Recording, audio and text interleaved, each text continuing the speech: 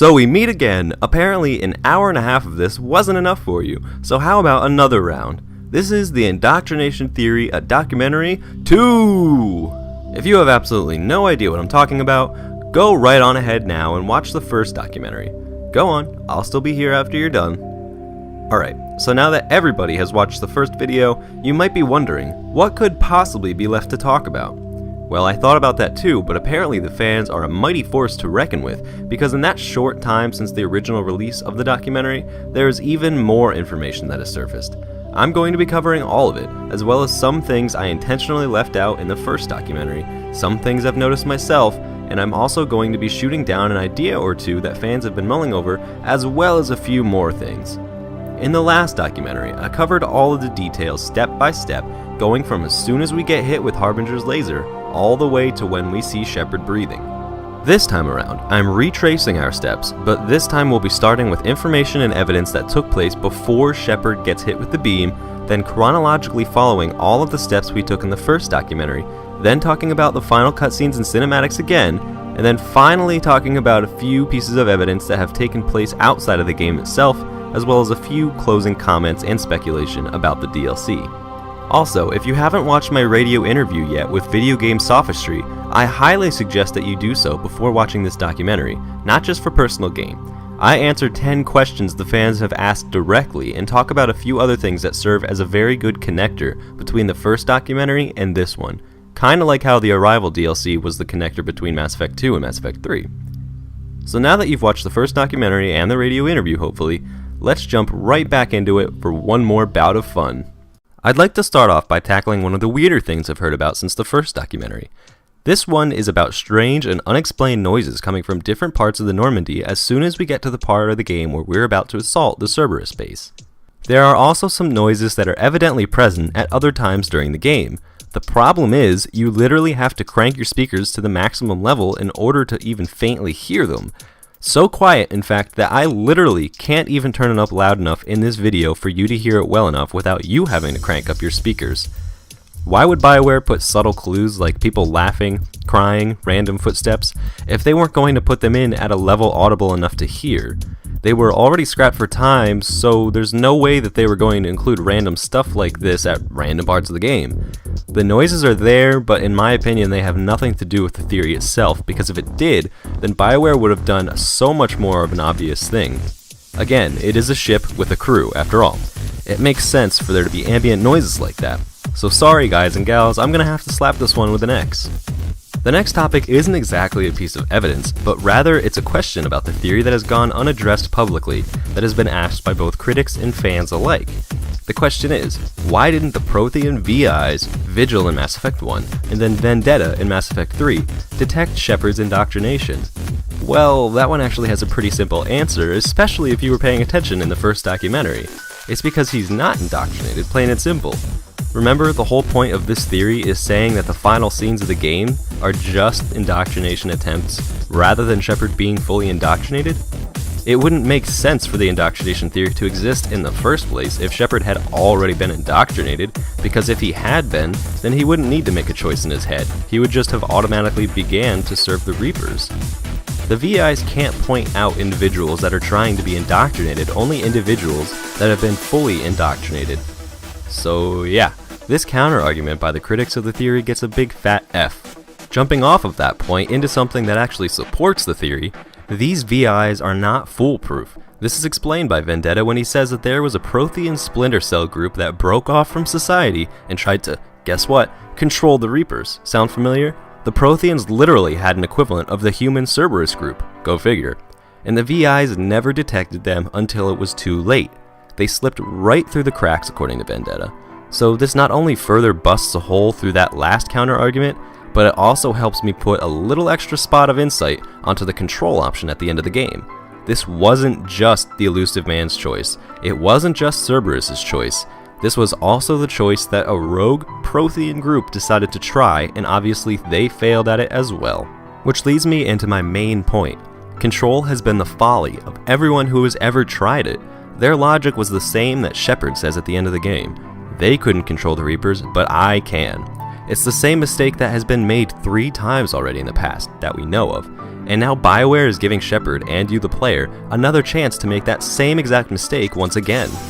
And if this has also been done by a group of Protheans, who we thought were so intelligent and mystical, then who is to say that every single cycle hasn't had a Cerberus-like group that tried to adopt the control belief? But this is shrouded in confusion and mystery at the end of the game, and we are led to believe that we are seriously a superhuman, and that we can really control the Reapers just because we're Commander Shepard. But Shepard isn't divine. He's not the Mass Effect version of Neo from the Matrix. He's just a living being with a vulnerable brain, just like the Cerberus people, just like the Elusive Man, and just like the Protheans, all of which who have failed in trying to control the Reapers. All making the same mistake, and all believing that they could get away with it for the same reasons. There's no reason that an exception would be made for Commander Shepard, yet he still believes there is, and in turn, so do we. Which is exactly what everybody else has believed when they tried it. I said it at the start of this point, and I'll end with it as well. Control is the universal and repetitive folly of all who have lusted for power and dominance. The next piece of evidence is very, very subjective and very, very debatable, but it's something that a lot of people wanted me to discuss, so here it is. Way in the beginning of the game, the child can be seen hiding against the railing of the building that he runs into, staring vacantly at a Reaper who is seemingly staring right back at him. I feel some of the details have been lost during the repeated fan interpretations of this, because the Reaper itself is moving around and shooting lasers every now and then, whereas the piece of evidence that I heard says that the Reaper is supposed to be staring back at the kid without moving. So that part's not true. So far, it's just a scared kid staring at a giant monster. Nothing strange yet.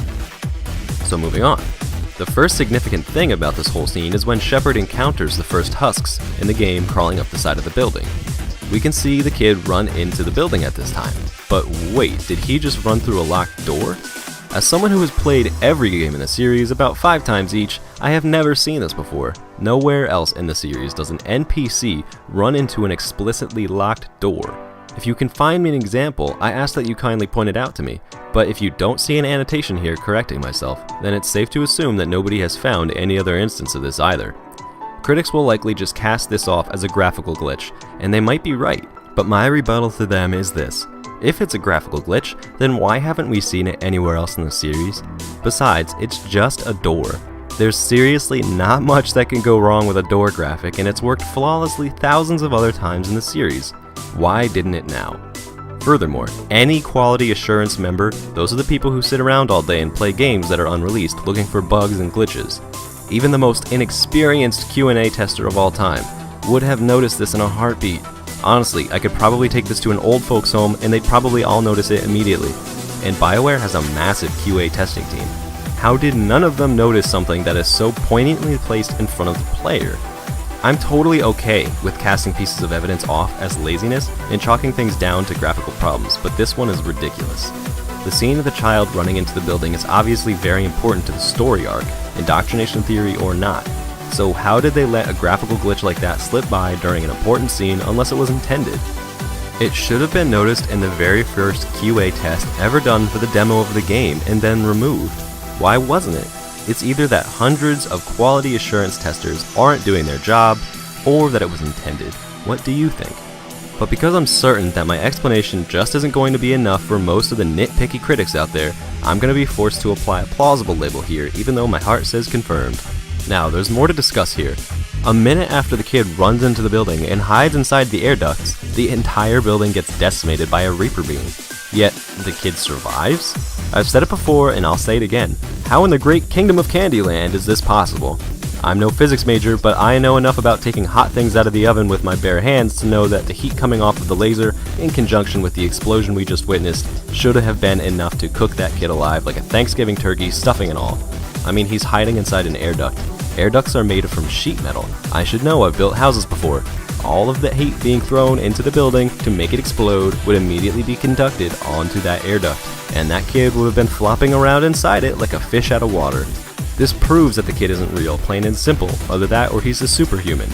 But damn you critics, I know what you're thinking. It's just a game mechanic, it's just an oversight, it's lazy writing, it's not a big deal, it's just something to help the story flow better. I hate those answers, but I respect everyone's opinion, and that's why this is getting slapped with another plausible, but again, my heart wants to give it a confirmed. But I've saved the best for last with this scene. Remember the very beginning of the game, the very first cinematic? We see Shepard looking out of a window watching the kid play with his toy. First of all, this kid is on a rooftop in the middle of nowhere by himself, completely unattended. Some people say that this place looks like a park, but I'm not sure I agree. Either way, that's irrelevant. The most important thing about this park is that it's not there later on in the game. You can clearly see the same building that the kid was on during the opening cinematic, but there's no park on top of it now. It's just an empty rooftop. Why make the extra effort to remodel the building and remove the park? Don't you think that's a little silly? But that's not even the most important thing. The important thing is that the kid just went from that building all the way to the building we find him at later. How the hell is that possible? First of all, the building we saw the kid playing on was not connected to the building Shepard saw him from. So right off the bat, we know that the kid doesn't have a straight path to the building when we find him in, unlike Anderson and Shepard, who both have a clear straight shot from the building we start in to the building that explodes.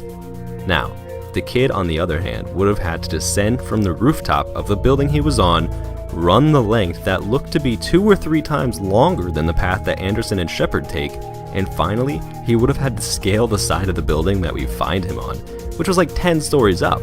I mean, he could have taken the elevator when he finally reaches the final building, but by the time he made it to the entrance of the building, the attack would have already been started, and I'm pretty sure he would have come across somebody on the streets who were all running away from those buildings.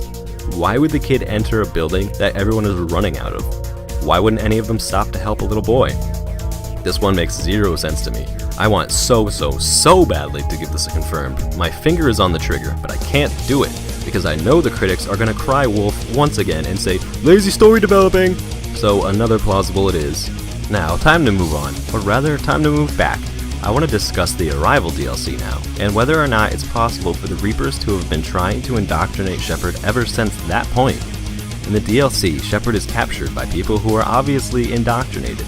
They have been working on a project to make people indoctrinated, as evidenced by some of the journal logs that they kept around the base. Do you know what's really neat?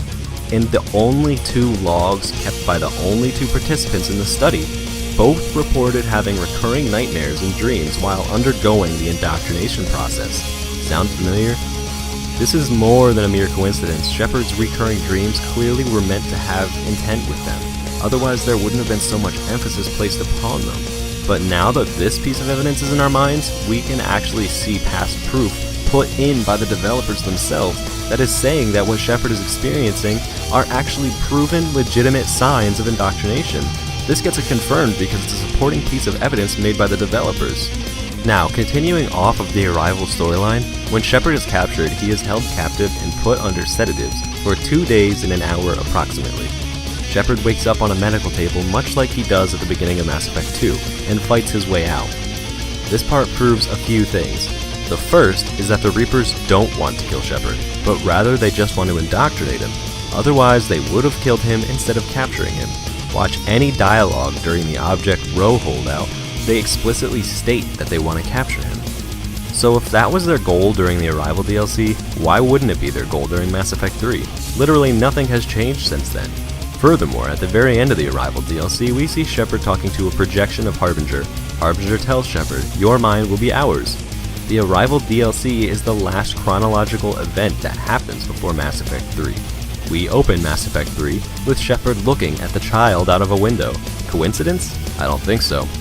That's the Reapers just doing what they said they were going to do, attempting to take control of Shepard's mind, and it's working as shown by Shepard's sudden psychological plummet from the events in Mass Effect 2 to the events in Mass Effect 3. Anyway, the second thing that is proven by Shepard waking up on a medical bed shows that they were doing experiments on him to at least some degree. Who knows what they did to him while he was asleep, but the bottom line is that he was exposed to a Reaper artifact for over 2 days. That is plenty of time to kickstart the indoctrination process, as shown by numerous Mass Effect novels, codex entries, and logs found throughout the series. With this knowledge at hand, it would be the largest plot hole yet for Shepard to have never felt the effects of indoctrination throughout the entire series, despite this build-up alluding to it. To recap, the Reapers want Shepard alive and indoctrinated, as proven by their own statements and actions. It is also confirmed that Shepard was exposed to a Reaper artifact long enough for the effects and intents of indoctrination to start. This is confirmed by the game, regardless of whether you're a critic, a supporter of the theory, or just somebody watching the video. It's simply proven fact. I want to interject an extremely tiny topic that some people have asked. Why don't the Mass Effect relays destroy the Soul system and the other systems when they explode in the ending, when the detonation of the one in the Arrival DLC wiped out that entire system? Well, basically it's because this one is a controlled explosion. I also believe that this has been confirmed via Twitter by Casey Hudson, but I wasn't able to find the tweet. Anywho, if you think about it, it makes sense that Shepard would dream that this is a controlled explosion, or that it is a real one. Whichever ends up being true, both scenarios make sense. Because he obviously wouldn't dream about them killing everybody, right? He would dream that he made the right decision, so this isn't something I wanted to put a confirmed, plausible, or busted label onto. This is just something I wanted to talk about. So, moving on. There's one more thing that a few people have wanted me to talk about in regard to the Arrival DLC. The hallucination Shepard has if he fails the mission. If you let the timer run out during the game, then you die, but first Shepard has an unexplained cutscene that flashes in his mind. It comes and goes in a flash of only 10 seconds, so I took the video and dissected it frame by frame, and I found some interesting stuff. There are images and video clips that were never present anywhere else in the entire series, meaning that they all just created this specifically for this one 10-second clip that most people weren't even going to see. This is extremely significant, because if this was just another death or just another mission failure, they wouldn't have wasted their time, yet the developers went the extra mile to compile all of this new stuff into a 10-second video. More on that in a second, but first let's look at what's in the video. First we see an image of Shepard's head on a pike with a broken down Mako in the background, and gets a background that looks eerily similar to the final run down the hill scene of the game. This image gets replayed throughout the 10-second scene. Next there is a frame of the Reapers coming through the mass relays. Next, we see a specifically rendered clip of a Reaper inside the Citadel, walking around and shooting lasers every which way. Next is a split-second frame of when the Normandy exploded during Mass Effect 2. Then we see images of more Reapers. Then we see Shepard's head on a pike thing again, but this time there's no glowing beam in the background. So with this improved clarity, now it looks a lot like the planet that the Normandy crash landed onto. Next we see a Reaper in a place that looks, to me, a lot like Ilium. That's the place where Liara worked for before the Shadow Broker DLC. Next we see yet another image of another Reaper, but this one looks strikingly similar to Harbinger. But do you notice the red ring around him? This looks exactly like a recolored version of the white transition light that we talked about in the first documentary, doesn't it? Funny how this transition light only shows up in instances of non-reality. Next is a very faint image of a planet, which we can only assume is Earth, which doesn't really mean anything. So anyway, the white transition light, this time in full, comes next, white glowingness and all. Again, weird how we only see it at parts of the game that aren't supposed to be reality. So next we see another clip of a Reaper walking through the Citadel, which is very strange to begin with. Anyway, he starts shooting out lasers everywhere just like the last one, but this time we see a man standing and watching, and to me, the man looks a lot like Anderson. The weird thing is, the man doesn't move or react at all. This next clip is awesome. We see a guy hunched over, to me it looks like Shepard, standing in front of a pillar of light. I believe there are Reapers behind that light, not only creating the light, but shooting their lasers through it. But I said it's awesome because it reminds me a lot of the last scene of Mass Effect 3, where Shepard is trudging toward the beam after he wakes up. The stance of the man is the same, and the pillar of light is very similar. Then we see more Reapers. Then, this next part is of our crew members standing in a group together on a place that looks a lot like Ilium, or the Citadel. Then a Reaper who looks like Harbinger lands in front of them. Then the video finishes up with an image of Kelly Chambers turning around to the camera and being liquefied like what happened on the Collector base at the end of Mass Effect 2 if you didn't get there fast enough. What does this all mean? It means Shepard is having a hallucination of the future because he failed. But where are these images coming from? If Shepard fails the mission, he should have just failed the mission, plain and simple, like he has thousands of times before in the series. There was absolutely no need for this 10-second clip that obviously took a lot of work to produce to be there, and it's there. So I believe that it is because now that Shepard has been exposed to the Reaper artifact over the 2 days, that these are the first effects of indoctrination taking place. That is, the ability to receive hallucinations from the Reapers. This is basically like Harbinger speaking to Shepard, mocking him right before he dies, saying, "You failed." That might sound a bit far-fetched, but it makes sense because Harbinger has been like the overseer of the entire Arrival project, and so it makes sense for him to be watching Shepard's every move while he's there. It also makes sense that while Shepard was knocked out for 2 days, they may have established a direct link between Shepard and Harbinger. I want to pop this with a confirmed piece of supporting evidence, but I have to give it a plausible stamp because it does not ever explicitly reference indoctrination itself, but rather insinuates toward it. Alright, so for this next topic, I only need to say one word to send supporters and critics of the theory into a heated debate. Clencory. For those of you who don't know, the Clencory theory is something that isn't evidence, but is instead something that actually works against the theory. It's honestly one of the only things the critics have been able to come up with that actually is worth talking about. This one goes beyond the traditional counter-argument of bad writing, lazy developers, So, here's the theory. There is a planet in Mass Effect 1 named Clencory, and the planet's description talks about a rich and eccentric Volus named Kumin Shoal who claims that he had a vision of a higher being that told him to go to Clencory and looked for the lost crypts of beings of light. The Codex states that these beings of light were created at the time of the universe's birth, and that they are here to protect all organics from the synthetic machine devils, as the Codex states. The reason so many critics cling to this theory is because they are saying that the Star Child is one of these beings of light, and is a legitimate entity designed to protect all organics such as he states he is. They claim that because Clencory exists, that it is automatically debunking the whole IT theory, since this would mean that the Star Child is simply a real entity and that he is really here to protect us. It is important to note that we can look at this planet once again in Mass Effect 3, by the way. Can I just make a quick interjection before I answer those questions though? Do you know what's funny? The critics claim that the writers of BioWare are bad writers when they talk about debunking parts of the theory. But would a bad writer leave hints this big at the beginning of the series? Which is it, critics? Is the Clencory being true, or are the BioWare staff bad writers? You cannot have both. Anyway, our friend Jessica Marizin has responded to a tweet that at first glance appears to be supporting this idea. A fan writes, "By the way, can we assume that the Catalyst is a VI/AI, meaning virtual intelligence/artificial intelligence, meaning that he's a synthetic like many of the critics believe?" To which Marizin replies, "It's presumed to be a being of light. See Mass Effect 1 lore." Critics lost their minds with this tweet and had a field day with it. Game over, right? Wrong. Time to surgically destroy this theory. Let's do this one backwards. The Jessica Marizin tweet doesn't actually support the theory. She uses the word presumed. Presumed does not mean confirmed. Presumed does not mean this is what it is.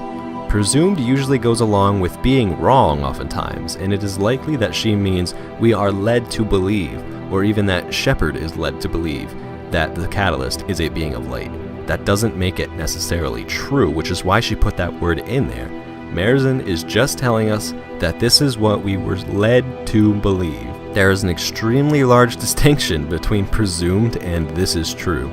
Let me rephrase my point here. If Miss Marizin were trying to confirm that yes, it is indeed a being of light, then she would have simply said it is a being of light. But the use of the phrase presumed to be is explicitly telling us that it is not certainly a being of light. If anything, this tweet actually disproves the Clencory theory because Marizin is basically telling us that either we the players or that Shepard are meant to believe that it is a being of light, when it is in fact not. But above all else, she is quite literally saying, nobody knows, meaning that BioWare has leg room to change the ending if they need to, and they need to. Now, I'm not done with this just yet. I'm going to put such a twist on this theory that your heads are going to spin harder than an M. Night Shyamalan film. That's right, I'm going full-on Tony Hawk 180 flip here. If the indoctrination theory is true, then the Clencory thing fits in perfectly. Why? For one, Shepard has already seen the entry on Clencory. He knows the story of the beings of light. The Reapers know about the beings of light too because Shepard knows about it. And because the Reapers just know everything, they're the Reapers. They know everything about every planet, everywhere. That's just how the Reapers are. Do you see where I'm going with this? Let me explain this in as simple of a way as I possibly can. Do you remember the whole thing I talked about during the first documentary? What I said about the fact that Destroy is Renegade Red, while Control is Paragon Blue? It's because it's all one big mind game. The Reapers switch those two options around to play on Shepard's morals. It's the same concept here. The Reapers know that Shepard has heard about these beings of light. What is the opposite of oily shadows that we saw on the lower level with the elusive man? Gee, I don't know. How about beings of light? The Reapers tried to make it known to Shepard during the dream that the elusive man was indoctrinated in evil. They've presented oily shadows through him throughout the entire game as well. Now they're trying to create a separation from that in Shepard's mind, trying to get him associate shadows with the Reapers and light with good, and separate Shepard's idea of the Reapers from the Star Child in an effort to gain his trust. And they do this by not only taking the form of the child Shepard wanted to save, but also by taking the form of a being of light that is purportedly supposed to be a bastion of organics against the evil synthetics. They are presenting themselves in a way that will make Shepard trust them. It's very deceitful, and it matches up with the core principles of indoctrination exactly. This stuff is supposed to fly right over our heads and go right under our noses, and that is just yet another piece of evidence that is so good it actually looks like it hurts the theory. Isn't it funny how that works out? So, critics, how does it feel to have been supporting a piece of evidence that actually supports the theory you're trying to disprove? I'm just curious. To recap, no, the Glencory thing does not mean that the ending we got is legitimate. In fact, it only supports the theory because it's just one more example of how the Reapers are trying to manipulate Shepard into believing them. Oh, and I'm not done yet. I've still got one more thing to talk about before I make the call on this one. Do you remember in the first documentary when I said that the Star Child is obviously a Reaper manifestation because he says, "I know you've thought about destroying us," rather than the Reapers? Well, looks like that only helps us out even more here, because when I said that in the first documentary, a bunch of you wrote in the comments stuff like, maybe he's saying us because he's a synthetic too.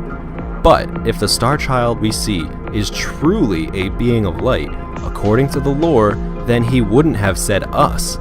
Nowhere in the entire lore does it suggest that the beings of light are synthetics. It actually supports the exact opposite. The beings of light believe that all synthetics are evil, so why the hell would they think that their own race is evil?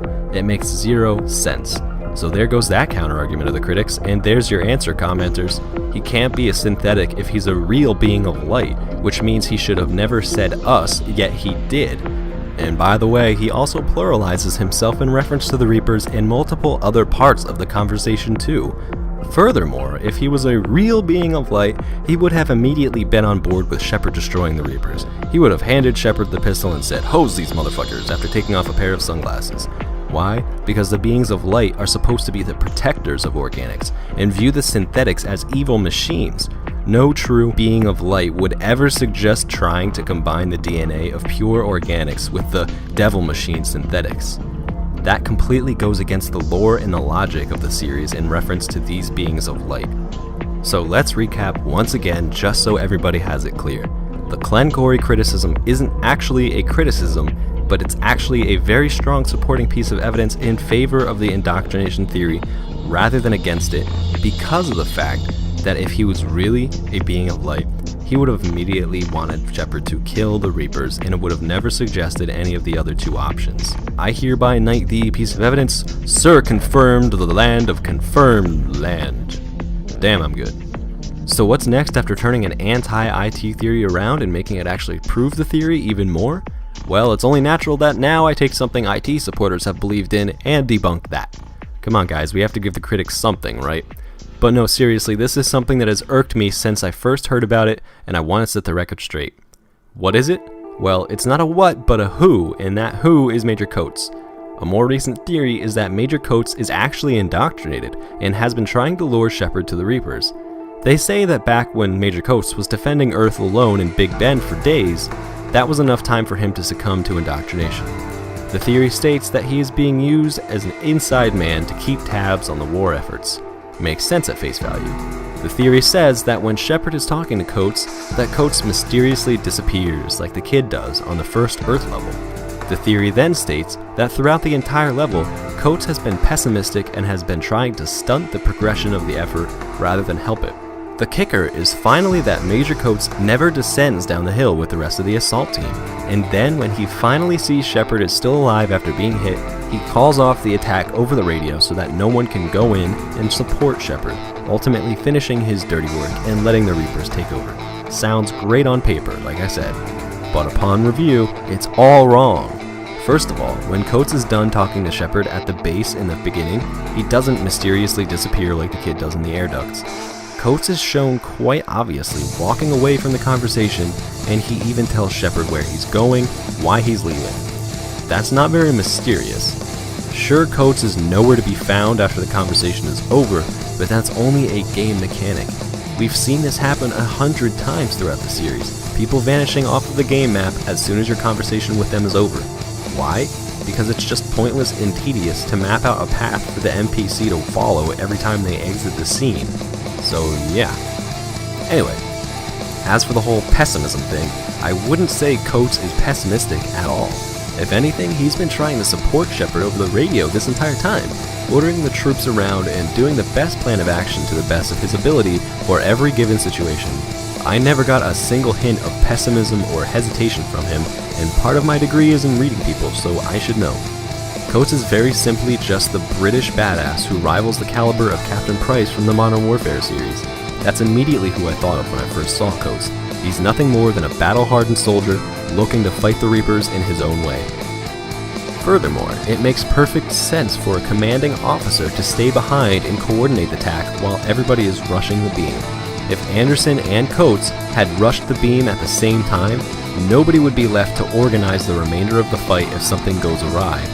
Remember how there's still half of the Hammer crew that hasn't reported in yet? They could still be out there, so someone needs to stay and try to find them if the assault fails, as it does. Now, the whole Coates calling the retreat thing actually makes sense.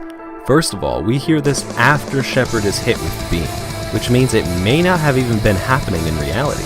Shepard may have just been imagining that Coates is calling the retreat, or maybe he's hearing it for real and it's just going into his dream. In that case, it still makes sense, because he calls off the retreat before Shepard stands up.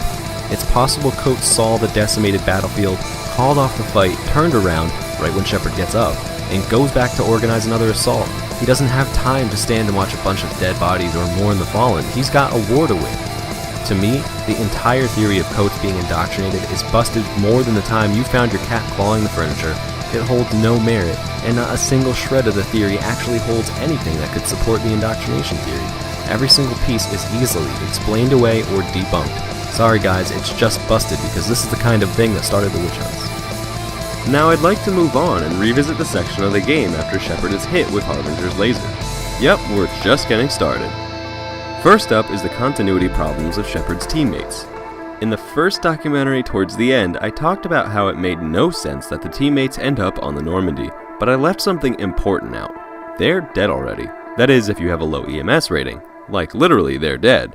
Most of us probably had a high EMS rating, so we didn't see it, but those of us who didn't were met with 2 dead teammates on the floor after being hit by Harbinger.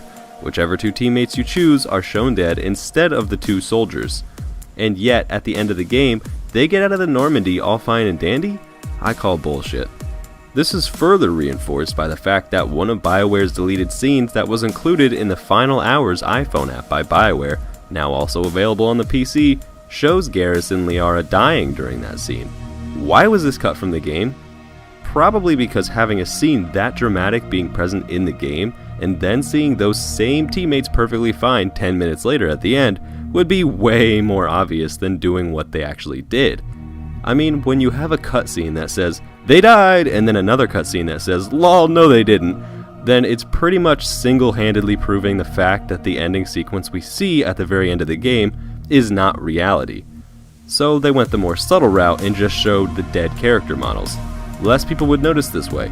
To me, this is clear-cut confirmed, and I honestly feel that this is a bigger piece of evidence than people realize, because there is absolutely no way that they just overlooked the resurrection of 2 dead allies. That's just too big of a plot point to simply cast off as lazy writing. That excuse just doesn't fly here. They were shown alive at the end for a reason. Right, so moving on. This next one is something I deliberately left out, but a lot of people have posted about it, so I figured I'd appease them and talk about it now. And that is the similarities between where Shepard gets hit and the decision chamber. There are a few similarities, but the first important one is the overturned Mako tank on the left side of Shepard that looks almost exactly like the round canisters we see on the left-hand side in front of the control choice. They look almost exactly like the wheels on the Mako tank, save for the fact that it's missing a wheel. Second, the beam itself is quite literally the same exact beam, and the walkway that Shepard takes to get to the beam in the decision chamber looks a lot like the walkway Shepard takes when going up to the beam of the Citadel. Lastly, the overall ambience of the two areas are extremely similar. Now, the general idea is that because Shepard is barely conscious back in reality, that he is using imagery from around him to construct the image of the Crucible. It makes sense in theory, but because there aren't any significant similarities other than the beam, which makes sense for a time-pressed company to reuse, I'm gonna have to agree with the critics' argument of grasping at straws here for once, and give this one a plausible stamp. There's just not enough to make it appear significant, which is why I initially left it out. But again, in theory, it does make some degree of sense. Next, I'd like to revisit something from the first documentary, something I was wrong about. That's right, I said it, I was wrong about something. And besides, it takes a real man to admit his mistakes anyway, right? But seriously, this one is something that has actually surfaced after the first documentary, so I'm in the clear. Remember the magic trees and bushes appearing that I thought I had debunked in the first documentary? In case your memory is foggy, the theory is that there are black, mystical-looking trees and bushes that are present after Shepard gets hit with the Harbinger laser that were also in the dream sequences. In the first documentary, I showed how there were also trees and bushes before Shepard gets hit with the beam, and therefore discounted the theory as people just being confused. But guess what? There are some trees that appear only after Shepard gets hit with the laser. There is even a crashed helicopter that actually disappears completely. Check these excellent screenshots out, presented to me by my friend on the CleverNoob forums, Excelsispio.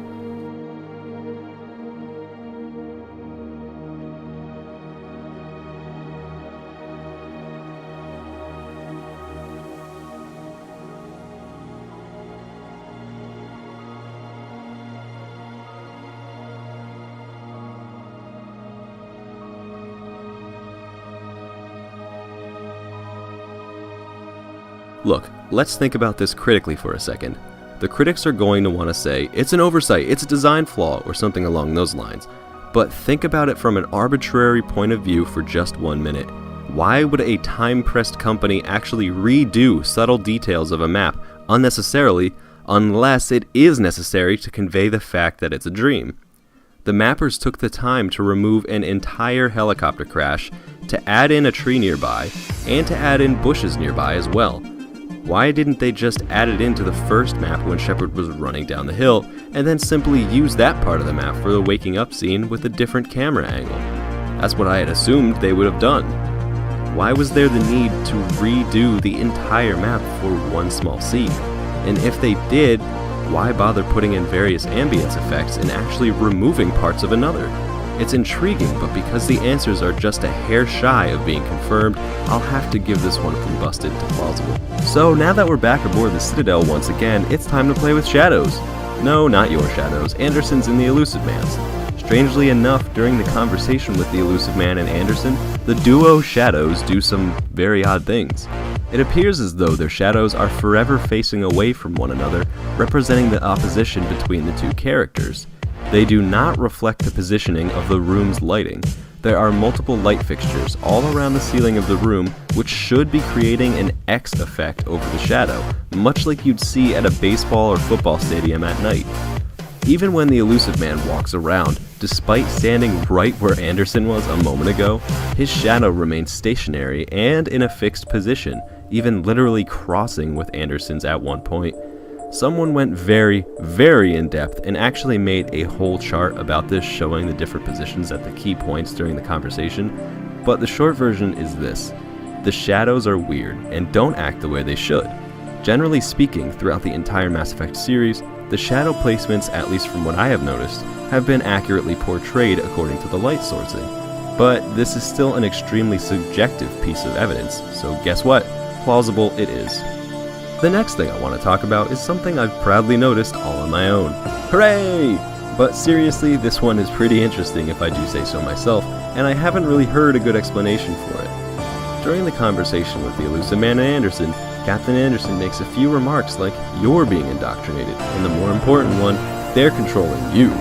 I quickly made an annotation to the first documentary when I noticed this after it had already been produced, but I actually want to discuss it now that I have the opportunity. When Anderson says "you" in that last sentence, his eyes shift toward what looks like the elusive man. However, he actually looks directly at the camera's point of view, which is currently Shepard's point of view.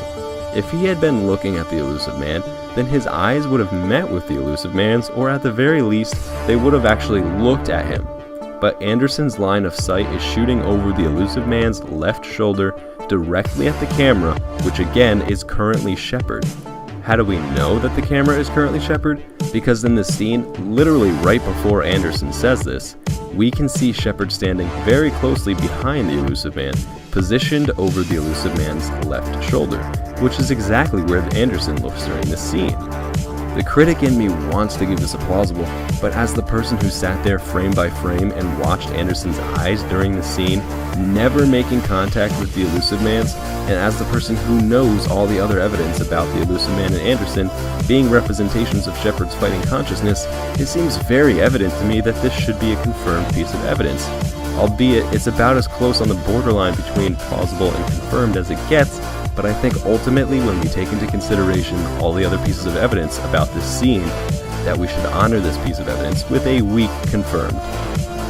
Want to know something even better about this? I've spoken with somebody on the BioWare forums named TSA who has claimed to have found another piece of evidence that relates very, very closely with the one I described. And like the whole dream foliage evidence from the first documentary, this too is directly from the game's files itself. According to what TSA says, he looked through the dialogue files of that section of the game, and what he found is startling. In every single piece of dialogue after Shepard is hit with the beam, every single sentence is directed at him. The code shows that Shepard is being the one listed as the listener, rather than the elusive man and Anderson when they are talking back and forth to each other like we are led to believe. In the code, the characters are listed as variable 1, variable 2, or variable 3.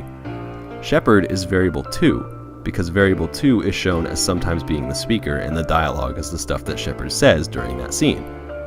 Every single time either Anderson or the elusive man speaks during this scene, variable 2 is shown as the listener, including the part where Anderson says, "They're controlling you and you're being indoctrinated." Compelling, isn't it? Now, like I said, I've talked with TSA about this and he provided me with screenshots of the text files that contained these dialogue lines. However, he could not remember where they were among the chaos of files within the game. Therefore, because I was not able to 100% confirm the existence of these files myself, I cannot 100% say that this is confirmed. So this one is getting a plausible just because of that last painful fact. But if you want my personal opinion, I seriously doubt the fact that TSA just made this up. It's an intricate system that he couldn't have just come up with, and it proves very little on its own. If someone was going to fabricate a piece of evidence this complex, they would have chosen something to be more significant. From what I can tell, TSA is a good guy, so I trust him with this. But because I wasn't able to see the file myself, I simply cannot call this a confirmed. So sorry guys, the critic in me is forcing a plausible here, despite the fact that this correlates very, very strongly with the whole eye positioning thing that we know is true. So here's something that went way over my head while I was playing and making the first documentary. Where'd the elusive man come from? As we learned from the first documentary, there was only one way into that part of the Citadel, the whole point A to point B warp that Shepard just went through, remember? Leading him to an obviously predetermined place. Just like how it didn't make any sense for Anderson to have been ahead of Shepard along his path when he claimed that he followed Shepard in, it also makes absolutely zero sense for the elusive man to have appeared out of nowhere. We learned while we were on the Cerberus base that the elusive man planned to go cry wolf to the Reapers and was on his way there. So if the ending we see is real, then the elusive man was already there way, way, way ahead of us. I'm talking hours or maybe even days. So then, if that's true, then seriously, where did he come from? Look around everywhere on the pathway from where Shepard enters the Citadel to the control room area, and there are no other ways into that area, and we didn't see the elusive man at all before he mysteriously appeared. Do the math in your head. We all know there isn't any other way to the part of the Citadel based on observation other than where Shepard came from, if we know that the elusive man was there way before anybody else, and if we didn't see the elusive man on our walk to the control room, Also look around the control room. He's not there. It's not like he was hiding behind one of the control room wall panelings or something. Then it makes no sense for him to have just popped out of thin air. Unless this is a dream, of course. I hear you, critics. It's just lazy writing. But no, that doesn't make sense. It's one of the most important parts of this series, one of the most important scenes of the entire 5-year series. You don't just start making characters go poof out of nowhere at a time like this. I've given these critics enough leeway so far. It's time for the supporters to get a break for once. This one is getting a confirmed like it or not because it simply makes no sense. Here's another fun one for you guys and gals to ponder. Why does Shepard's radio still work? I mean, did he not just get blown to hell in high water by that Reaper laser? I don't care how advanced the technology is, a radio is still a radio. It should have been overloaded by the surge of heat and energy coming off of that laser beam, so the radio should not be working at all right now. Yet both his and Anderson's are working without so much of a hitch of static, and he can still talk to Admiral Hackett perfectly fine too. Furthermore, if Shepard's radio was fine, then for the love of all that is holy, why didn't he call for reinforcements as soon as he got up the beam? He saw Harbinger leaving. He heard the fallback orders from outside, and he knows the importance of this mission. Shepard is not stupid enough or self-centered enough to try and go it alone, no matter how epic the situation is.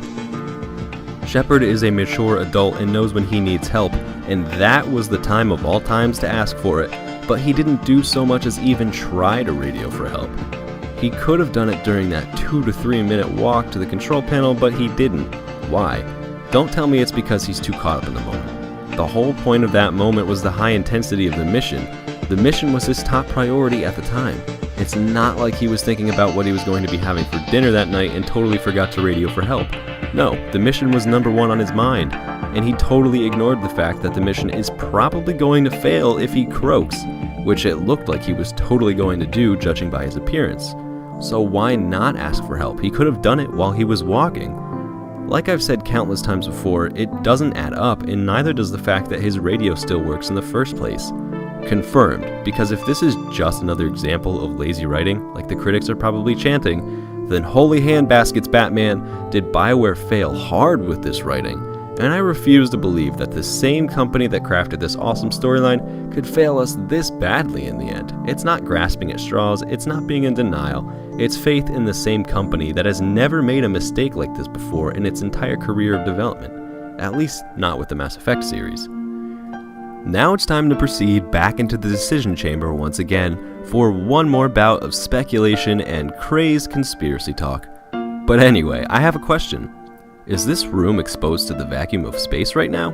Okay, it was a rhetorical question. But anyway, I totally just thought that there was a big piece of glass around the edges of the area or something, but if you watch the cutscene when the Crucible docks the Citadel, it never makes a seal, and the area that it connects to totally looks like the area we're standing on right now.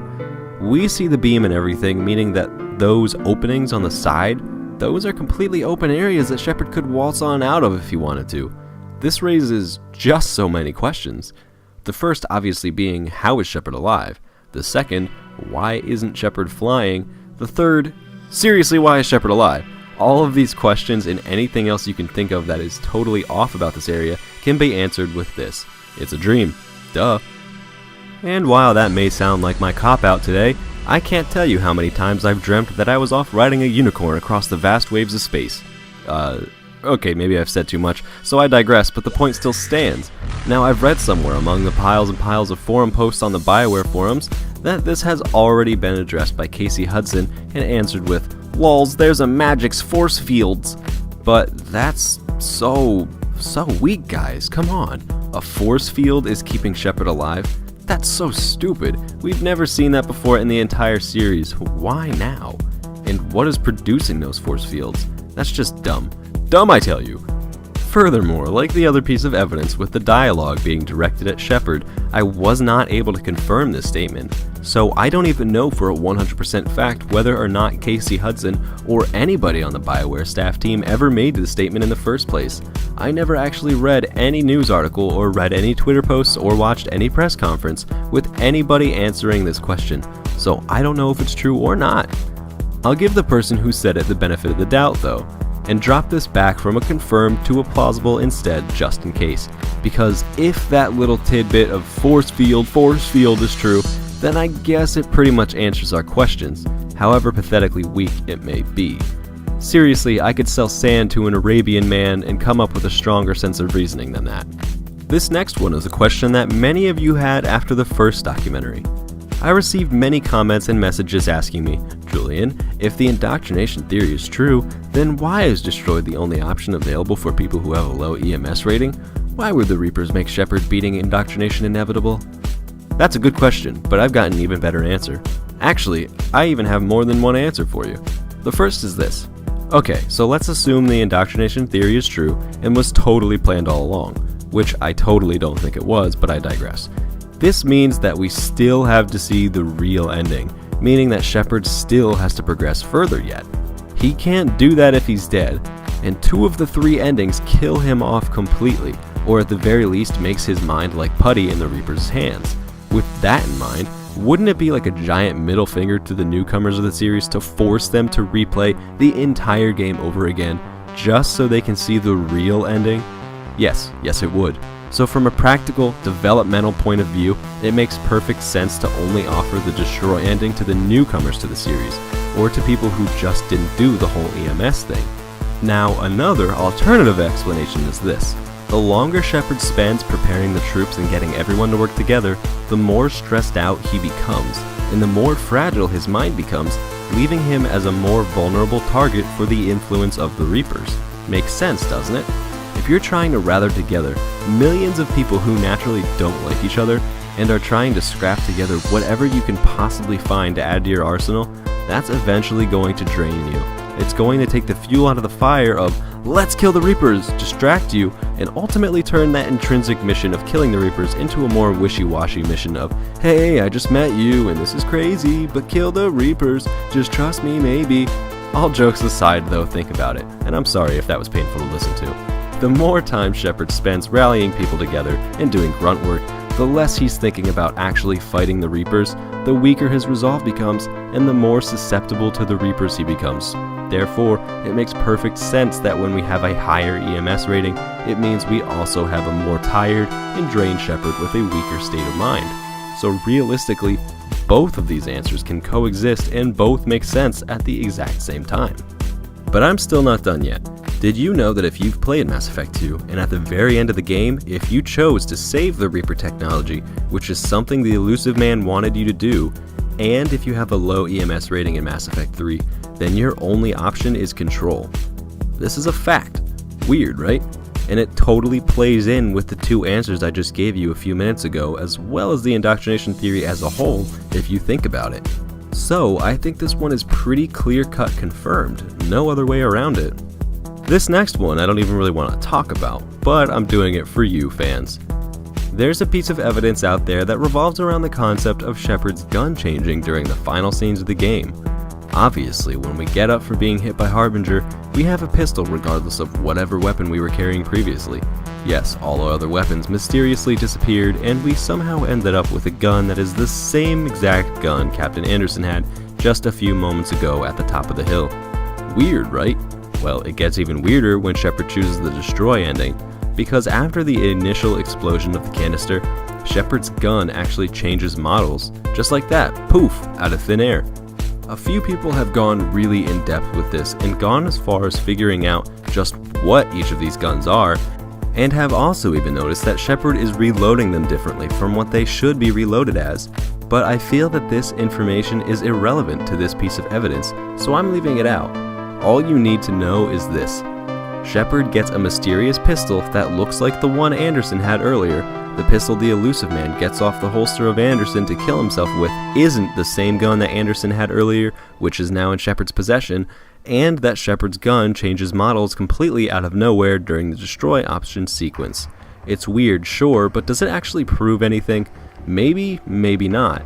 It's too hard to tell because these are the type of things that I would expect a writing staff or a development team or a Q&A team to miss.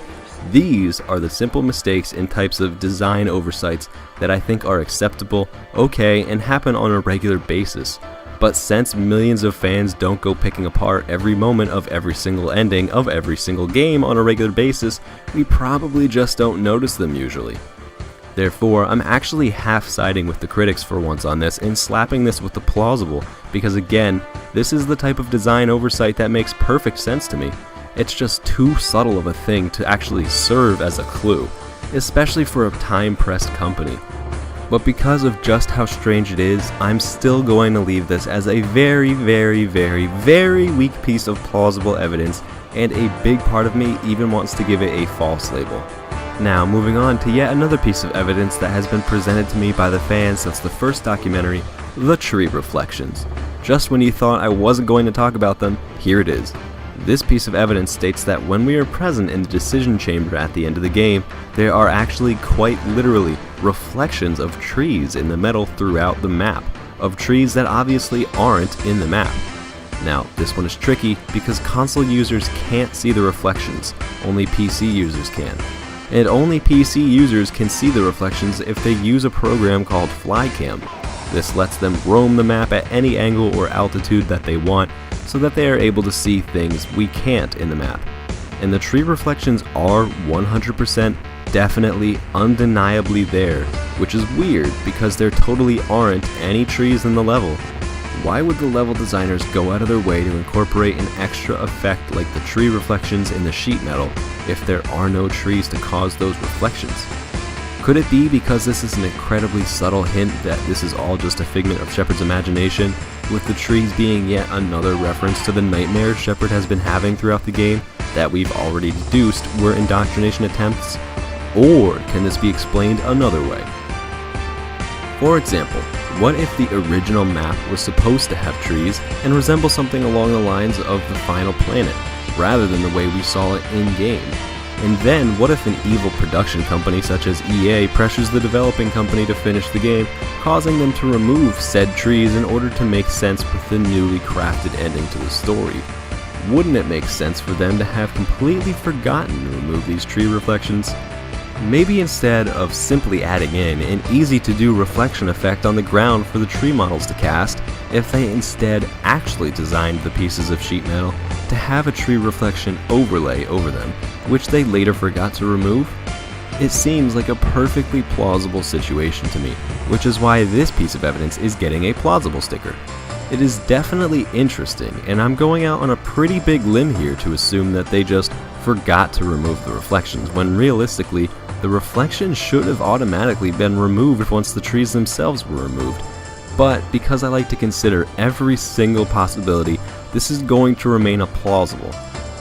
This last piece of evidence for the decision chamber room, and for the Citadel scene as a whole, comes back to the 1M1 theory that we spoke of earlier. Well, it does and it doesn't. Some people have been saying that we shouldn't even see the 1M1 stamp there to begin with, since the Citadel was not made by humans. Therefore, why is Shepard seeing human letters and numbers there at all? If there are any structural pieces of writing like that, shouldn't they be in a language we've never even seen before? It totally doesn't make sense for Shepard to be seeing human letters and numbers when the Citadel was made by the Reapers, countless years before the humans ever even existed. However, like I said earlier, this also is the type of design oversight that I would expect any development company to make, and this is also the type of thing we would only notice if we were dissecting every single section of a game like we've been doing to Mass Effect 3. The same mistake is probably made in countless games as well, and in addition, it's kind of the same thing as why can Shepard understand all the other alien races, and there's quite a few other explanations that you could come up with on your own if you think hard enough. But because this is all speculation, and I can't just outright deny this piece of evidence, and I obviously can't confirm it, I'm going to reluctantly give it another plausible. Now it's time to move on to the group of events that take place after Shepard makes the decision. You wouldn't think there's a lot to discuss here, but there actually is. The first of which is the problems with where the Mass Effect Relay Blast originates from. So, as you may recall, a major point about the ending is that the relays explode, starting from the Sol system since that's where everything is going down, and then it branches out to all the other Mass Effect relays, causing them to explode as well. This happens in all three endings and is completely unavoidable. But hang on a second. During the cinematic at the end, the blast doesn't originate from the local cluster, aka the Sol system. It originates from the Viper Nebula, aka the Bahak system. These two clusters are pretty far apart as shown by this map of the Milky Way galaxy. So, when we compare this image to the video of the explosions, the blast very clearly originates from the Viper Nebula. Weird, isn't it? But hang on, because it gets even weirder. The Viper Nebula just so happens to be the exact place in the Arrival DLC where Shepard blew up the Mass Effect relay and wiped out the Batarian colony there. So not only does the explosion at the end of Mass Effect 3 actually appear to begin in the Viper Nebula when it should be coming from the local cluster, but there also shouldn't even be a Mass Effect relay to even be affected by the explosion at all in the Viper Nebula, since it got blown up during the Arrival DLC. So you tell me, is that just a weird coincidence that was overlooked by the developers, or is it just too coincidental to ignore? For me, I feel that both the developers and the CGI animation teams at BioWare couldn't have both missed this huge mistake. I mean, it's a CGI animation after all. Those take a while to create, and a CGI animator pays very close attention to what they're doing while they make the animation. Don't you think they would have not only realized that where they were starting the blast chain was in the wrong spot, but also that they started it in a place that shouldn't even have a Mass Effect relay anymore to begin with? So then what's the answer? Well, I don't have one, but I can offer an educated guess. Since this is all just a dream, as explained by the whole Dream Foliage file name from the first documentary, in addition to the other compelling evidence we've seen thus far, it would make sense for Shepard's subconscious mind to be reflecting his memories of the Arrival DLC into this scene, because the only other time he's ever seen a Mass Effect relay explode was in the Viper Nebula, which as we all know caused him a significant amount of guilt. So Shepard is imagining it once again as the place of origin for this galaxy-wide relay explosion. And if you think about it, it's very possible that Shepard's subconscious mind is trying to relive the events of the Arrival DLC and actually make him feel that he made the right decision and that everyone in the Viper Nebula is okay, even though we know that's not the case. It makes sense to me, especially because the whole critic fallback argument of lazy developing doesn't seem to work in this case, since not just one, but two, or even more, completely different teams over at BioWare would have had to miss this one completely, and one of those teams would have spent weeks or even months developing this CGI scene and going over every little detail. They got the placement and positioning of every other cluster in the nebula correct, so how could they possibly screw up the positioning of the most important cluster of all, in addition to including the cluster that doesn't even have a relay anymore? I don't buy that answer, critics, so this one is getting it confirmed. This next one is a fan favorite. Why is Joker running away from the scene? He never knew what was happening with Shepard aboard the Citadel. He didn't know the decision he was going to make or the repercussions of that decision. It's not like he saw the blast starting and had enough time to turn the Normandy around and start running in the opposite direction. That just didn't happen. And furthermore, how did the squad mates get aboard the Normandy in the first place? They also did not know what was going on, and Joker didn't know what was happening. So there's no reason for him to have enough time to start running away from the blast to begin with. And even if he did somehow know, then why did he run away from the green and blue options, which weren't supposed to hurt the Normandy at all, yet we still see it getting pretty screwed up by that blast, regardless of the color choice? I can't think of a reasonable explanation for this, to be honest, unless, of course, Shepard's half-broken mind is the one thinking that this is really happening, and that's why it makes sense upon watching it at face value. We don't realize we've been dreaming until after we're out of the dream anyways, right? The same concept applies here. Confirmed. The next piece of evidence also has to do with the Joker. Specifically, how is the Joker not a pile of mush sitting in a bucket aboard the Normandy after that crash? First of all, the shockwave that we saw, as we've spoken about before, was quite strong. Not only that, but the physical crash of the Normandy hitting the ground of the planet should have been enough to break every bone in Joker's brittle body.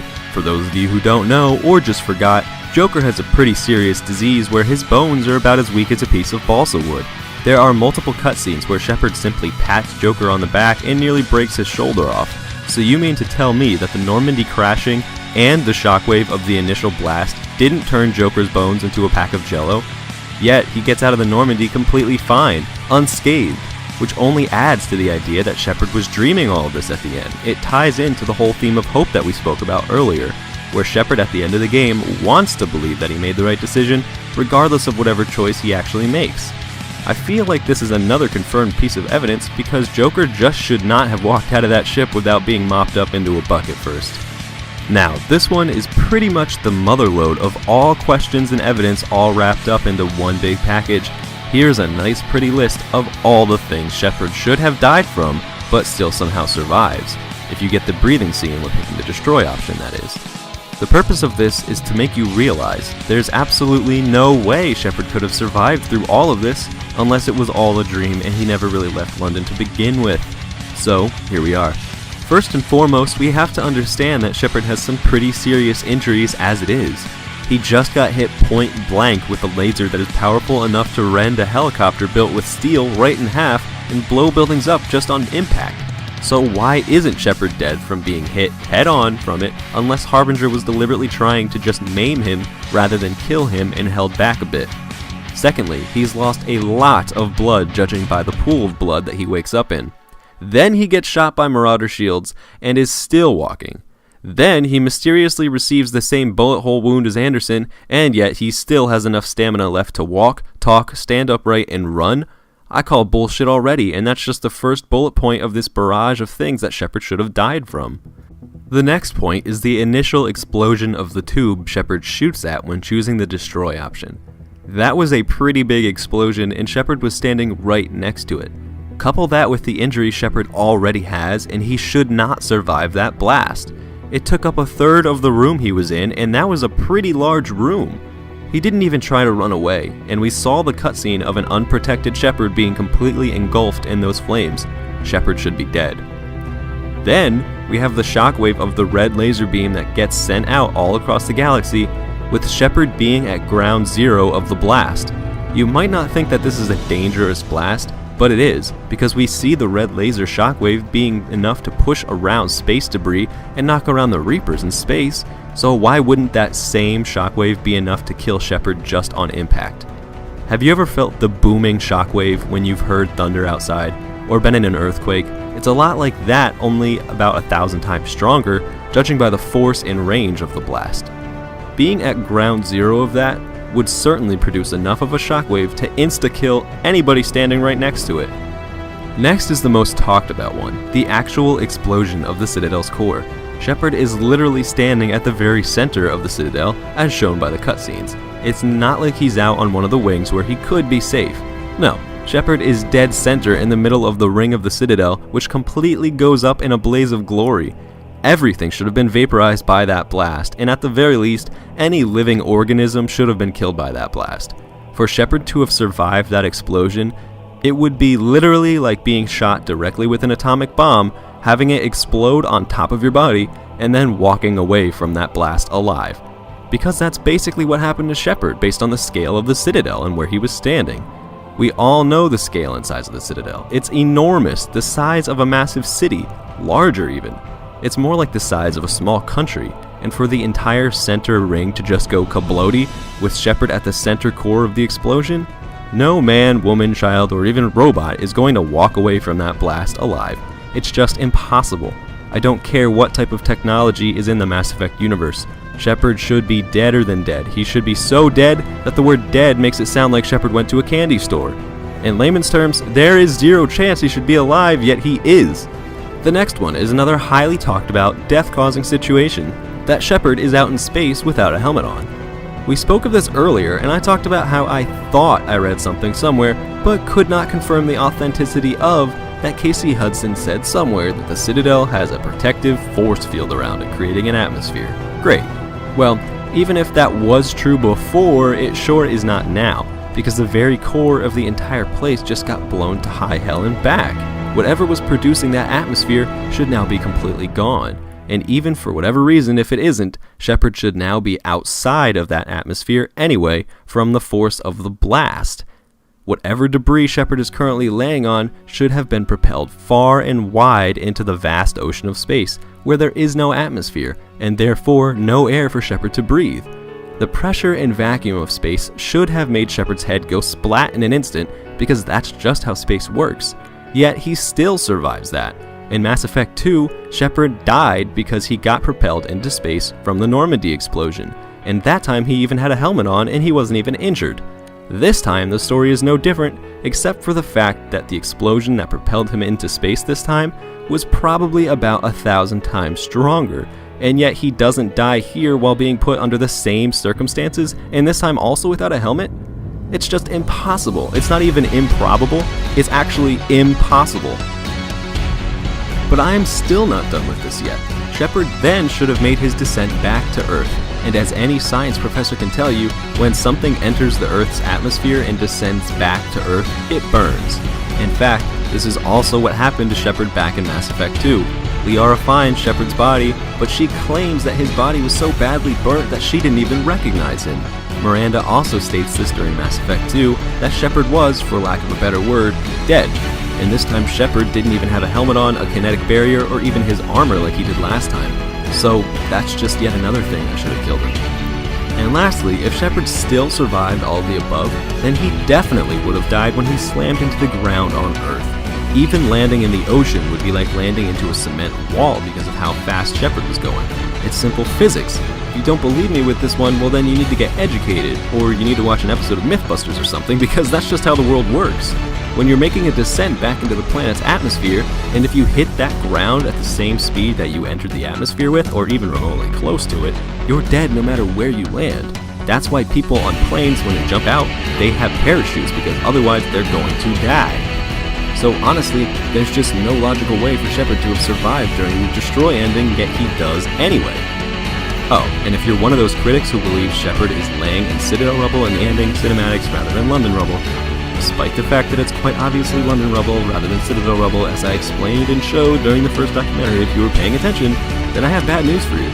If you're right, then Shepard still has to survive the descent back to Earth and the vacuum of space, which means he's going to die anyway, which means there was literally no point in the developers putting in that final breathing cutscene if they were just intending to kill him off again in the end anyway. It makes zero logical sense for him to be on the Citadel rubble, plain and simple, because he'll die in a matter of minutes anyway, making that cutscene a pointless waste of time. And BioWare was already pressed for time, remember? Making 2 CGI cutscenes, one for male Shep and one for femme Shep, only to turn around and go, "Lols, just kidding, he's still going to die," would be the biggest middle finger any company has ever given to any fanbase. Therefore, the only humanly possible way for Shepard to have survived all of this is if it were just a dream. There's literally no other explanation, and if BioWare chooses to ignore this and or doesn't fully offer us an explanation come DLC time, then they're going to lose a huge amount of fans, myself included, forever. Because when it comes right down to it, the only explanation for Shepard surviving all of the above is if it turns out that it never physically happened to begin with. It doesn't get much more confirmed than this, people. Now, the very last piece of evidence that takes place within the game's shown events is the final sequence of the game. Everybody was asking about this in the first documentary, saying, "What about the old man and the little boy at the very end after the credits?" Well, honestly, I've got no idea who they are. Well, actually, I guess I do have an idea or two, but they're not really important, so I'm not going to waste my time with it. What is important is that a lot of people just genuinely didn't understand this part, and a few others even thought that BioWare had already disproven the indoctrination theory by showing the final statement of, "Commander Shepard has ended the Reaper threat, blah blah blah." To me, that's all still just a part of Shepard's final dream. Remember how we're 100% certain that the new planet that the Joker and the Normandy lands on is a dream? Well, if the final planet is a dream, then so is the whole entire ending cinematic following when Shepard makes his choice, and this is included in that. So to me, this final scene of the old man talking to his son or grandson or whoever they are isn't necessarily very important for or against the theory, it's just kinda there. Now, doing my best to analyze it both ways according to the theory, here's what I think. I believe Shepard desperately wants to believe that he made the right decision, indoctrination theory or not, and therefore he is dreaming this part in an attempt to think that he lived on as a legacy far into the future. Now, in both cases of whether or not the indoctrination theory is right or wrong, the whole one more story thing is very eluding. It means BioWare already came into the situation planning to release new single-player DLC. Because of how important this is, I'm going to say it again. This scene proves that BioWare planned on doing more single-player DLC before they even released the game to the public. Normally that makes sense for a game in the Mass Effect series, but not if it's supposed to be the last one. Why would somebody play new single-player DLC if they've already beaten the game and said DLC doesn't directly relate to the ending in any way? Unless it does relate to the ending. Are you picking up what I'm putting down? I'm saying it's a possibility that BioWare planned for this ending revamp all along, because they knew just how bad it was when they released it, all thanks to EA rushing it. And guess what? That fits some of the rumors and news leaks that we've been seeing over the last few months since the game's original release. Rumors from a purported ex-staff member who said BioWare already had a single-player DLC in the works to take place after the events of the game, and this was before Mass Effect 3 even was released. It syncs up perfectly with this now. But because there isn't honestly any solid evidence other than wild speculation here, I'm going to have to go with a plausible on this one based on the fact that this ending scene could be helping the indoctrination theory. It's really hard to say one way or another though. Alternatively, this one more story thing sets the stage for the potential of yet another Mass Effect game, which is something I know many of you have wanted me to talk about. Maybe the story isn't over yet and the DLC is going to act as a transition between Mass Effect 3 and Mass Effect 4. But don't get too excited because I'd bet 10 to 1 that we are not going to see another Mass Effect game, at least not related to this storyline. BioWare has already said that they're making new Mass Effect games according to the Mass Effect universe, but that doesn't mean it's going to be about the story we've come to know and love. However, there's always the possibility that this one more story thing is actually insinuating that there will be yet another Mass Effect game in this storyline. All BioWare technically said was Shepard's story is over after Mass Effect 3, but the Mass Effect universe will go on. They didn't say that the entire storyline is over, just Shepard's story. That might mean that if there is a Mass Effect 4 that we'll be playing as a new hero, possibly Anderson, or even Major Coates, or even one of our beloved squad mates, to finish the job with. I mean, it makes sense because realistically, Shepard should not be getting up from that laser strike by Harbinger. He should be as dead as a doormat, or at the very least in serious critical condition for a prolonged period of time, meaning that someone else should have to take up arms and finish it. To me, that flows much better with the storyline than what we've seen so far. A man or woman just doesn't get up after a hit like that. Again though, I really doubt that they're going to make a Mass Effect 4, I just don't see it happening. But, do you know what the strongest piece of supporting evidence for there potentially being a Mass Effect 4 is? There's two, actually. EA and money. EA loves money. It's like their lifeblood, they'll do anything to get it, even if it means effectively ruining a beloved storyline just to eke out one more game in a series to tie loose ends up. They'll do it. They've done it before, no reason they won't try to do it now to one of the biggest series of all time. All they have to do is call BioWare and be like, yo, make it work or else. And if they don't do it, EA will find someone else who will. Seriously, it's pretty simple math. EA loves money. Mass Effect games equals money. After next year, a lot of the famous EA franchises are going to be done. Dead Space 3, for example, and Mass Effect 3 was already supposed to be over now, among a few others. They need to keep the money pit rolling, so how do you do that? Keep a series going for longer than it's supposed to go while you look for another money pit. It makes sense from an assholey, money-grubbing, evil corporation point of view. But from a consumer's point of view, that's us, it makes no sense to keep the series going. It was supposed to end at 3, plain and simple, and BioWare has been telling us that the DLC is going to be the closure we were looking for. With that in mind, despite how evil and hungry and powerful EA is, I still think that there's going to be a Mass Effect 4. I'd buy it, so to me, the whole possibility of there being a Mass Effect 4 sounds plausible, but in reality, I think it's busted because you can't really do a Mass Effect 4 without Shepard, and Shepard was pretty screwed up from the ending of Mass Effect 3. But honestly, I wouldn't put it past EA, and that's why this is staying at plausible, even though simple logic says it shouldn't be.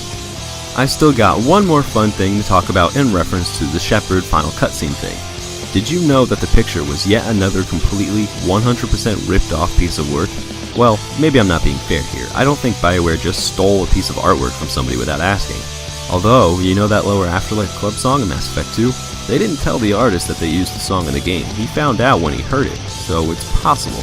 I mean, They also did use an obvious stock photo, just doctored it up a bit, as Tally's face, so this is just another example of how they did that. I don't think BioWare just outright stole anything though. It might be the lazy way out, sure, but in this particular instance, when we have a rushed ending, perhaps that is a good excuse to do some quick searching and just doctor up yet another image that was already out. And furthermore, it's not like they just went with the first image that they saw. Mike Gamble has already addressed this and said that they've gone through thousands and thousands and thousands of photos in every instance, with the example of Tally's face, so I'm sure that they did it with this instance as well. But I'm not explaining the main point here. How do I know that BioWare didn't make this image? Because there's a song out that was produced somewhere between the years of 2000 and 2003 by a group called Winter Sun. In a YouTube video for the song, the background image that we see is the exact same thing as the one that we see at the end of Mass Effect 3 with the old guy and the kid. All Mass Effect 3 did was add in those two character models. Everything else about the picture is exactly the same.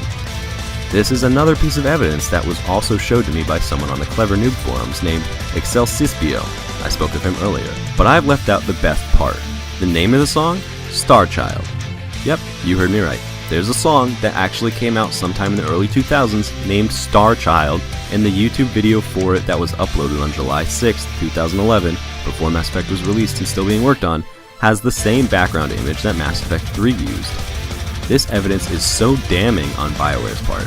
Oh, and the lyrics? They're basically about the Starchild from Mass Effect 3. So, obviously BioWare crafted the idea of the Starchild in Mass Effect 3 based upon this song.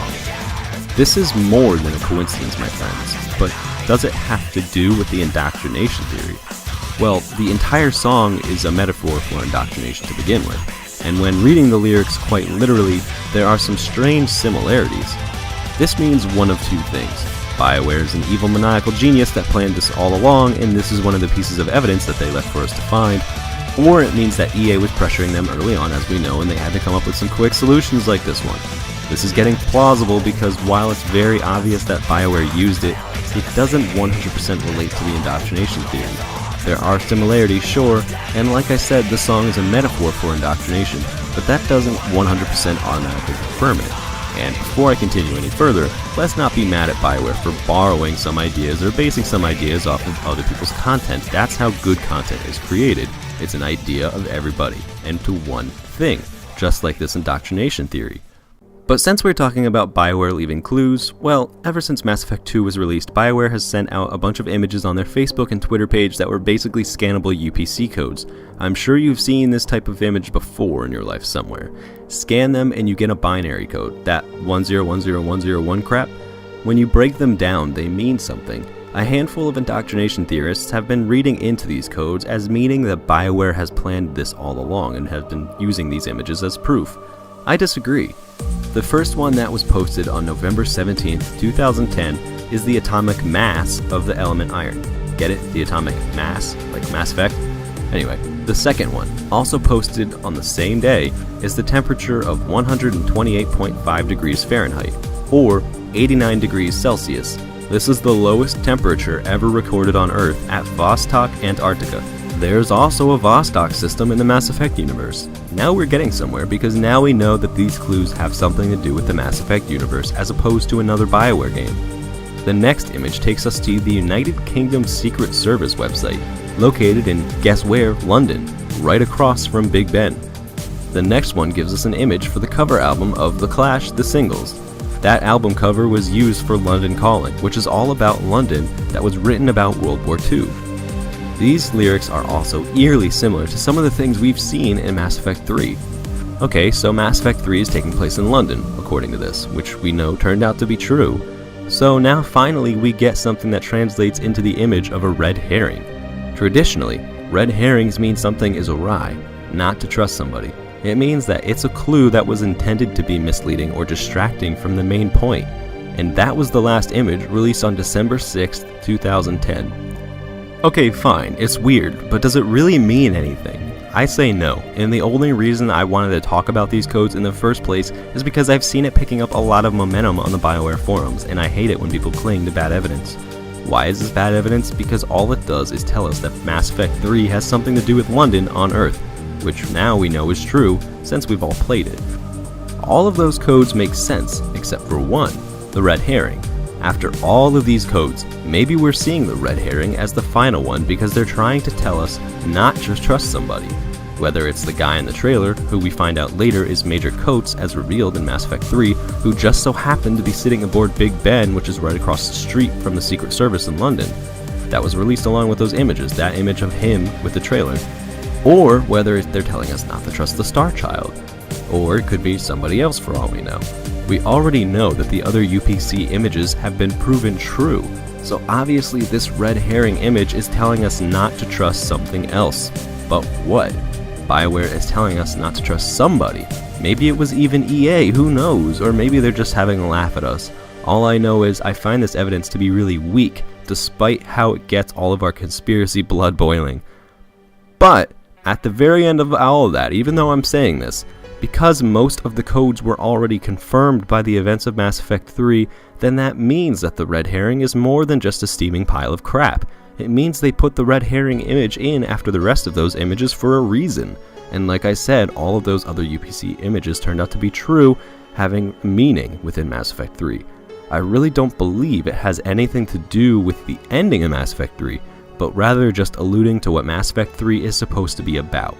But again, maybe they are putting in the red herring at the end of the images to tell us that something is wrong at the end of Mass Effect 3. Who knows, or maybe as I said, it's a reference to Major Coates, who I've already called innocent, and still think of as innocent, but it's interesting, so this gets a plausible. Now, there are only a few more things I want to go over before I leave you today. Always end on a strong note, right? So we'll end with the hope that the extended cut DLC will bring what we want to see. So here's some evidence that shows why the extended cut DLC should be relevant to the indoctrination theory. As a beforethought, some critics have been saying that BioWare has already discounted the indoctrination theory. They're saying that BioWare already claimed that the extended cut DLC is only adding in new cutscenes at the end, and that's that. But guess what, critics? You're wrong. In this BioWare press conference, Michael Gamble, producer at BioWare, when talking about the extended cut DLC, specifically states, "We want to make sure that when you see the ending of Mass Effect, you now have the information and the context to feel satisfied." And in general, we're really excited to be doing it. So bear with us over the next couple months while we work on it, and it will come out, again, it will come out free. And currently, we're shooting for a generic summer release, but we're going to put the time and the effort into it that it takes. We're not going to rush it, but it's going to be done well. It's more than just a few cinematic scenes. It's more than just a small coat of paint. It is definitely a considerable amount, and so we're happy to be doing it. He quite literally said, more than just a few cutscenes, more than just a coat of paint. There are two different ways to experience the narrative of a video game. The first is with cutscenes. The second is with gameplay. There are no other ways other than this. Black and white, plain and simple, there are just no other ways to deliver a storyline of a video game other than cutscenes and actual gameplay. So if Gamble says that the extended cut DLC is going to be more than just a few cutscenes, then we are obviously getting gameplay. There's just no two ways about it. If the extended cut DLC ends up not having gameplay, then I think it's safe to say that nobody is ever going to buy another BioWare game ever again. But hold that though, I'm going to jump on it again in a minute. Later on in the press conference, Chris Priestley, the BioWare community manager, who I've had the pleasure of briefly talking to on the first documentary, asks Gamble to respond to the indoctrination theory. This is his response. Okay, so first of all, the indoctrination theory kind of illustrates, again, how committed the fan base is. Here's the thing. The thing is, we don't want to comment either way on it, and here's why. We don't want to be prescriptive for how people interpret the ending, especially with the extended cut DLC coming out. We don't want to, again, be prescriptive with how people should think things ended. We want the content to speak for itself, and we'll let it do so. So that's all we'll say. Wow, guys. Wow. That's quite possibly one of the biggest supporting pieces of evidence to date because it came straight from the horse's mouth. Let's break down what he said. We don't want to comment on it either way, and here's why. We don't want to be prescriptive about how people interpret the ending. Okay, so they don't want to tell us ahead of time what the ending is. Gotcha. Hint, hint, wink, wink. because if they don't want to prescribe an ending to us prior to the extended cut DLC, then that means we are supposed to believe in the indoctrination theory on our own, understand? We want the content to speak for itself, and we'll let it do so that's all we'll say. And then he gives an evil genius smirk like he knows there's more to what he's saying. Okay, so the content is going to provide us with an answer to the indoctrination theory, gotcha. But the way in which Gamble responds the entire time leads us to believe that he is effectively saying yes, but can't tell us because the DLC hasn't been released yet. Makes perfect sense to me. The tone in his voice, his body language, and even what he says points to the fact that there's actually something to the indoctrination theory after all. Because if it were wrong, he'd have no reason not to tell us that we're wrong and would have said something along the lines of, no, it's not the correct theory, but the ending of the extended cut DLC, which I can't currently talk about because it hasn't been released yet, will still answer all of the same questions. Doesn't it sound like a more appropriate answer if the indoctrination theory were wrong? But he didn't say that. All he did was smirk and say wait and see. There's really not any benefit in him keeping the hope alive of the indoctrination theory if it's just going to be wrong in the end. That would just piss off people even more, especially all of us indoctrination theory fans, which actually happen to be the vast majority of Mass Effect 3 fans now. But what about artistic integrity? If we are 100% going to receive the answer from the extended cut DLC, then doesn't artistic integrity fly out the window? You can't have a 100% clarified canon ending and simultaneously maintain your artistic integrity. So why'd they tell us that way back when this debacle started? Maybe that was just a line of crap they fed us in order to get us to temporarily believe them because they honestly didn't know at the time what approach they were going to take to fix the ending, which is exactly what I believe happened. They didn't know what to do and will now adopt, or at least partially adopt, the indoctrination theory. Where does this press conference leave us? I'm going to say it leaves us with a strong plausible. The logic and reasoning is sound enough to make it a confirmed, but I don't want to jump the gun on this and make mountains out of anthills. It's not like he said yes, it's true, but the main point to remember here is that he didn't say it wasn't true, and there's no reason for him not to deny it if it isn't true. Understand? So super strong plausible here. Next, to coincide with what Gamble said about the ending being more than just a few cutscenes, some voice actors have confirmed that they have returned to the studios to do voiceover work. There was a big discrepancy way back when this information first came out because Jennifer Hale, the female voice actor for Shepard, was not invited back to the studio at first. Only Mark Meer was, the male voice actor. Because of this, the critics of the indoctrination theory went nuts and were all, see, it can't be the indoctrination theory if there won't be gameplay, and there can't be gameplay without female Shepard. But that's old news now because Jennifer Hale has been confirmed to be back in the recording studio, along with Mark Meer. In addition to the two Shepards, here's a list of further confirmed voice actors: Lance Henriksen, the man behind the voice of Admiral Hackett, Trisha Helfer, Edie, Raphael Sabarge, Caden, and Kimberly Brooks, Ashley. I've also read that Ali Hillis, who's Liara, and Brandon Keener, Garrus, were both confirmed as well. Additionally, when BioWare confirmed the extra credit DLC voiceover work, they also said that a number of voice actors would not be announcing their return, but would still be returning to the recording studio. An example of this would be the voice actor for Harbinger, because if they said that he was returning, then it's almost a 100% confirmation that the indoctrination theory is right. Same with if Martin Sheen, the Elusive Man, were to announce his return. Bearing this in mind, we can assume that there's quite literally something more than just a few cutscenes, just as Gamble has said, so this is a confirmed. Now, as I said earlier, always end on a strong note, so I'll end this with some very interesting tweets from BioWare staff. Huge thanks to Romy Barboza for pointing most of these out to me.